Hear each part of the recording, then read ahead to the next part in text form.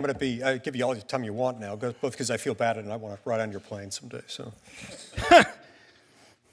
You know, I always knew I disliked those private planes, and now I know why. And just anecdotally, I fly from Hartford to Washington, D.C. pretty regularly, and I fly in the regular, whatever it's called now, class, and every other flight someone will say to me, I thought you guys had private planes.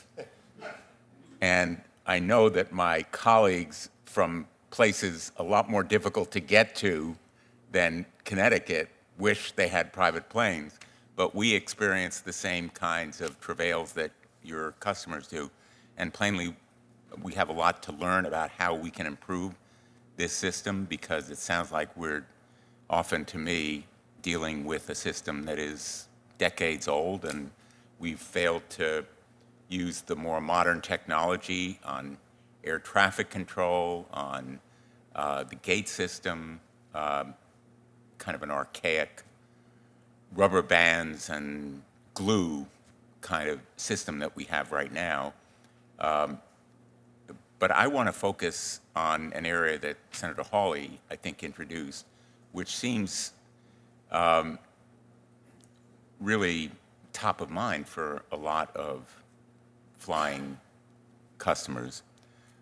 First of all, you know, for a long time, I have fought the consolidation of the airline industry. So I'm with you on the level playing field. 80% of the market for air travel in the United States is controlled by 4 giant airlines, and the mergers over the last 20 years and having produced this consolidation mean fewer choices for many people, a worse travel experience, and more nickel and dime fees, one of them being this bounty system. I know Senator Hawley has asked you about it.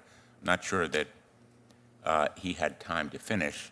Last year, the Permanent Subcommittee on Investigations, which I chaired, conducted a year-long investigation of all of the airlines' approaches to these fees and charges. And we found that 5 airlines generated $12.4 billion, $12.4 billion in seat fee revenue alone between 2018 and 2023. Billions of dollars more are collected in the bag fees. The subcommittee revealed for the first time the extent that your airline and Spirit had a bag bounty scheme where those airlines, as you know, pay a so-called bounty to their employees for collecting bag fees at the boarding gate.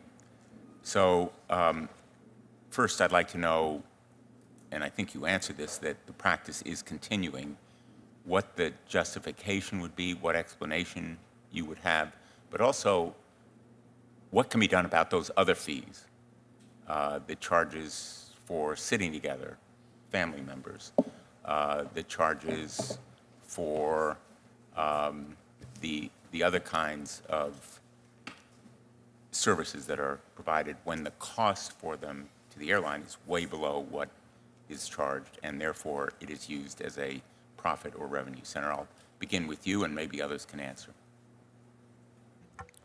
I'm sorry, so there was a lot there. What are the main questions? The main question is, why do you continue with the bounty fee?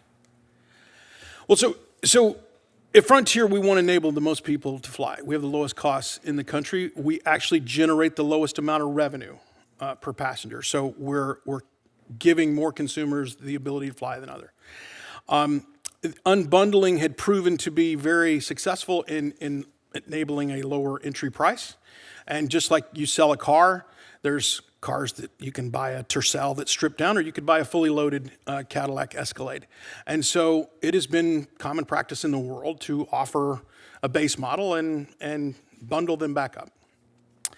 And so what has happened is that if you have a system like this, if people cheat, it's no different than somebody shoplifting. I mean, if they go through, take a product, and the other person is charged for. That's just not fair to consumers. But just to stop you there for a moment, I understand the business model, but it seems to me that if you were to raise your prices just ever so slightly, you could compensate for the fees that you charge on the bags. And most important, people would know before they got to the gate what the charges would be. Because right now they arrive and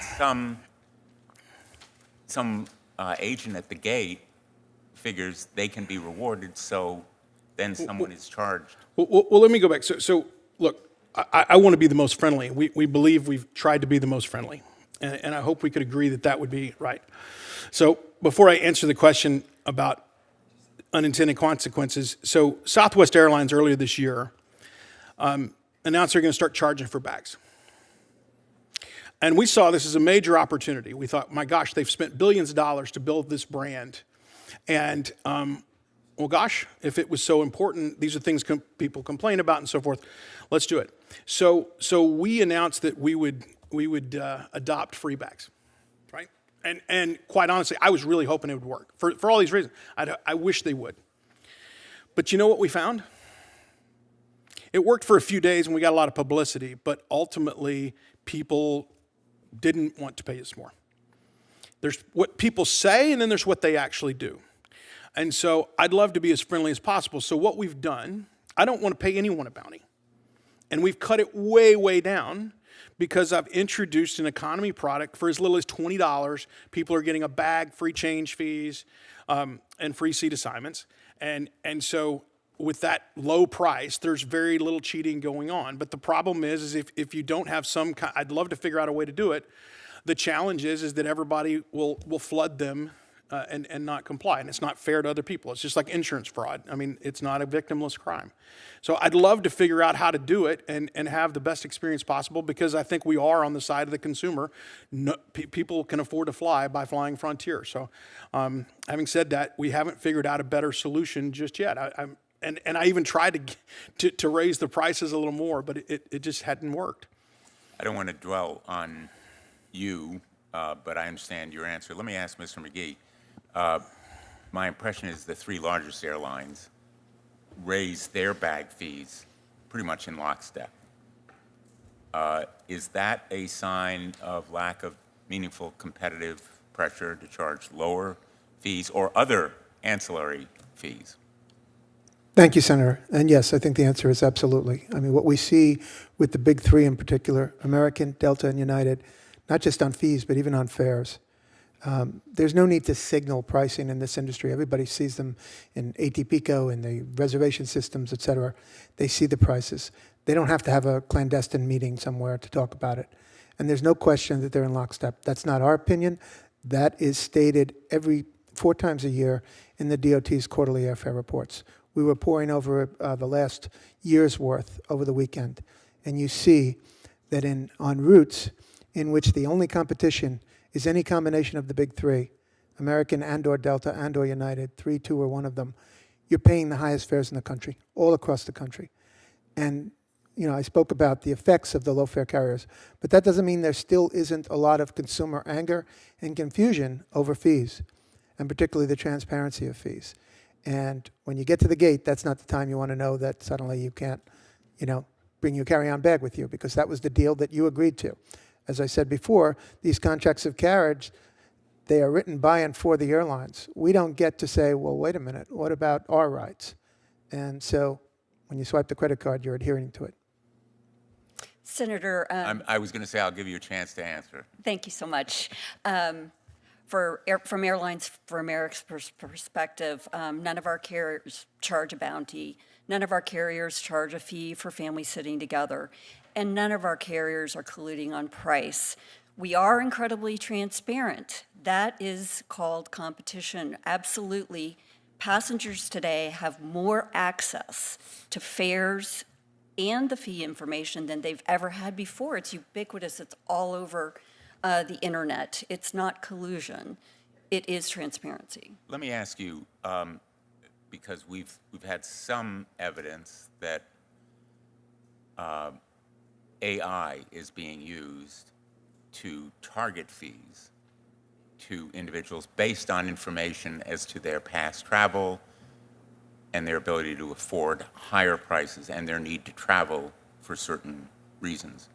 Can you commit that none of the airlines that are members of Airlines for America use AI in that way? In fact, to prepare for this hearing, I asked the carriers exactly that, and all of them, to a carrier, said no, they do not use personal information to do pricing.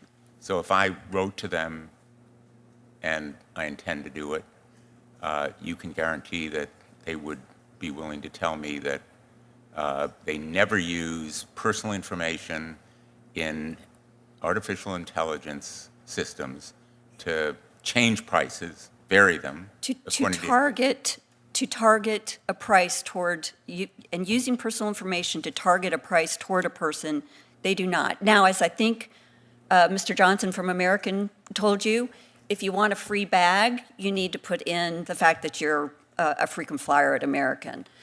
So they do use that kind of information, but absolutely they do not use personal information like did you have a death in the family or anything like that with AI. Well, I don't mean only a death in the family. I mean, have you traveled first class on an...